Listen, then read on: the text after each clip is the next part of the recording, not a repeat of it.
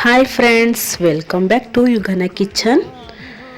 ನಾನಿವಾಗ ನಿಮಗೆ ತುಂಬಾ ಸಿಂಪಲ್ಲಾಗಿ ಹಾಗೆ ರುಚಿಕರವಾಗಿ ಮನೆಯಲ್ಲೇ ಹಲಸಿನಕಾಯಿ ಕಬಾಬ್ ಹೇಗೆ ಮಾಡೋದು ಅಂತ ತುಂಬಾ ಸಿಂಪಲ್ಲಾಗಿ ತೋರಿಸ್ತೀನಿ. ನೀವು ಒಂದ್ಸಲ ಟ್ರೈ ಮಾಡಿ, ತುಂಬ ರುಚಿಯಾಗಿರುತ್ತೆ. ಇವಾಗ ಮಸಾಲೆ ಏನೇನು ಬೇಕು ಅಂತ ನೋಡೋಣ. ಒಂದು ಚಿಕನ್ ಕಬಾಬ್ ಪೌಡ್ರ್ ತಗೊಂಡಿದ್ದೀನಿ. ಹಾಗೆ ಒಂದು ಶುಂಠಿ ಬೆಳ್ಳುಳ್ಳಿ ಪೇಸ್ಟ್ನ ತಗೊಂಡು ಸೈಡಿಗೆ ಎತ್ತಿಟ್ಕೊಳ್ಳೋಣ. ಹಾಗೆ ಒಂದೆರಡು ಮೂರು ಸ್ಪೂನ್ನ ಕಾರ್ನ್ಫ್ಲೋರ್ ತಗೊಂಡಿದ್ದೀನಿ, ನೋಡ್ತಿದ್ದೀರಲ್ಲ. ಆಮೇಲೆ ಒಂದು ಎಗ್ ತಗೊಂಡಿದ್ದೀನಿ. ಎಗ್ಗು ಬೇಕಾದರೆ ಯೂಸ್ ಮಾಡ್ಕೊಳ್ಳಿ, ತಿನ್ನಲ್ಲ ಅನ್ನೋರು ಬೇಡ ಅಂದರೆ ಪರವಾಗಿಲ್ಲ. ನೋಡ್ತಿರ್ಬೋದು. ಇವಾಗ ಒಂದು ಸ್ಪೂನು ಶುಂಠಿ ಬೆಳ್ಳುಳ್ಳಿ ಪೇಸ್ಟ್ ಹಾಕ್ಕೊಬೇಕು. ಅದಾದ ನಂತರ ಚಿಕನ್ ಕಬಾಬ್ ಪೌಡರ್ ಹಾಕೊತಿದ್ದೀನಿ, ನೋಡ್ತಿದ್ದೀರಲ್ಲ.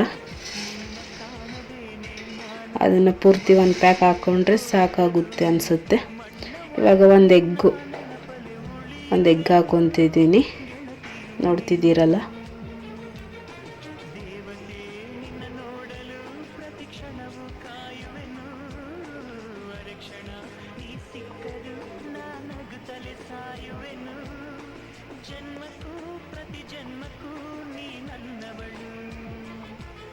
ಎಗ್ ಹಾಕೊಂಡಾಯ್ತು.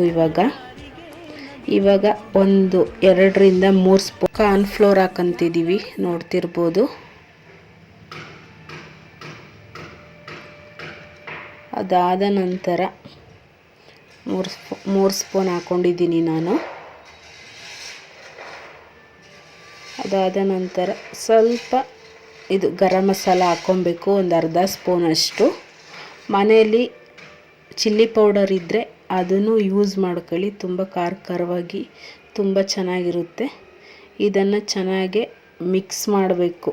ಈ ಥರ ನೋಡ್ತಿದ್ದೀರಲ್ಲ, ಈ ಥರ ತುಂಬ ಚೆನ್ನಾಗಿ ಮಿಕ್ಸ್ ಮಾಡಿ, ಈಗ ನಾನು ಹಲಸಿನಕಾಯಿನ ಅದಕ್ಕೆ ಹಾಕಿ ತುಂಬ ಚೆನ್ನಾಗಿ ಹಲಸಿನಕಾಯಿಗೆ ಮಸಾಲೆ ಎಲ್ಲ ಮಿಕ್ಸ್ ಆಗಬೇಕು. ಆ ಥರ ಮಿಕ್ಸ್ ಮಾಡ್ಕೊತಿದ್ದೀನಿ, ನೋಡ್ತಿದ್ದೀರಲ್ಲ. ಹಾಕ್ಕೊತಿದ್ದೀವಿ ನೋಡಿ ಫ್ರೆಂಡ್ಸ್. ಎಲ್ಲ ಪೂರ್ತಿ ಹಾಕ್ಕೊಂಡಿದ್ದ ನಂತರ ಇದಕ್ಕೆ ಸ್ವಲ್ಪ ಲೈಟಾಗಿ ಅರಿಶಿನ ಪುಡಿನೂ ಕೂಡ ಹಾಕೊಬೋದು ನೀವು. ಯಾಕೆಂದರೆ ಕಲರು ಸ್ವಲ್ಪ ಬರಬೇಕು, ಹಾಗೆ ರುಚಿ ತುಂಬ ಇಂಪಾರ್ಟೆಂಟ್ ಆಗುತ್ತೆ. ಹಾಗೆ ಎಲ್ಲ ಚೆನ್ನಾಗಿ ಮಿಕ್ಸ್ ಮಾಡಿ ಸ್ವಲ್ಪ ಸಾಲ್ಟ್ ಹಾಕೊಂಡು ಮಿಕ್ಸ್ ಮಾಡ್ಕೊಳ್ಳಿ ನೀವು, ನೋಡ್ತಿದ್ದೀರಲ್ಲ. ಫೈನಲಿ ಈ ಥರ ಮಿಕ್ಸ್ ಮಾಡಿ ಒಂದು 5 ನಿಮಿಷ ಆ ಥರ ಇಡಿ, ಮುಚ್ಚಿಟ್ಬಿಡಿ. ಅದಾದ ನಂತರ ಒಂದು ಬಾಣಲಿ ಇಟ್ಟು ಅದಕ್ಕೆ ಎಣ್ಣೆ ಹಾಕ್ಕೊತಿದ್ದೀವಿ, ನೋಡ್ತಿರ್ಬೋದು ನೀವು. ಇವಾಗ ಸ್ವಲ್ಪ ಎಣ್ಣೆ ಬಿಸಿಯಾಗಿದೆ, ನೋಡೋಣ. ಲೈಟಾಗಿ ಆಗಿದೆ. ಇವಾಗ ಎಲ್ಲ ಹಾಕ್ಕೊಂಡಿದ್ದೀವಿ, ನೋಡ್ಬೋದು. ನೋಡ್ತಿರ್ಬೋದು ಎಷ್ಟು ಚಿಕನ್ನೇ ಬೇಡ ಅನಿಸುತ್ತೆ. ಅದಕ್ಕಿಂತ ತುಂಬ ಅಂದರೆ ತುಂಬಾ ರುಚಿಯಾಗಿರುತ್ತೆ ಹಲಸಿನಕಾಯಿ ಕಬಾಬು.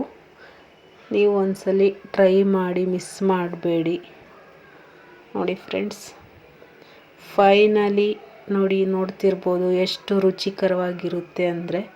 ಕಲರ್ ನೋಡಿ, ಚಿಕನ್ನೇ ಬೇಡ, ನೋಡ್ತಿರ್ಬೋದು ನೀವು. ಮಿಸ್ ಮಾಡಬೇಡಿ ಫ್ರೆಂಡ್ಸ್, ನೀವು ಒಂದ್ಸಲಿ ಮನೆಯಲ್ಲಿ ಟ್ರೈ ಮಾಡಿ. ತುಂಬಾ ಸಿಂಪಲ್, ತುಂಬ ರುಚಿಯಾಗಿ ಬಂದಿದೆ ಫ್ರೆಂಡ್ಸ್. ನೀವು ಒಂದ್ಸಲಿ ಟ್ರೈ ಮಾಡಿ, ತುಂಬಾ ಸಿಂಪಲ್ಲಾಗಿ ಹೇಳಿಕೊಟ್ಟಿದ್ದೀನಿ. ಓಕೆ ಫ್ರೆಂಡ್ಸ್, ಬಾಯ್. ಹಾಗೆ ಲೈಕ್ ಮಾಡಿ, ಶೇರ್ ಮಾಡಿ, ಸಬ್ಸ್ಕ್ರೈಬ್ ಮಾಡೋದು ಮಾತ್ರ ಮರಿಬೇಡಿ. ಓಕೆ ಫ್ರೆಂಡ್ಸ್, ಬಾಯ್.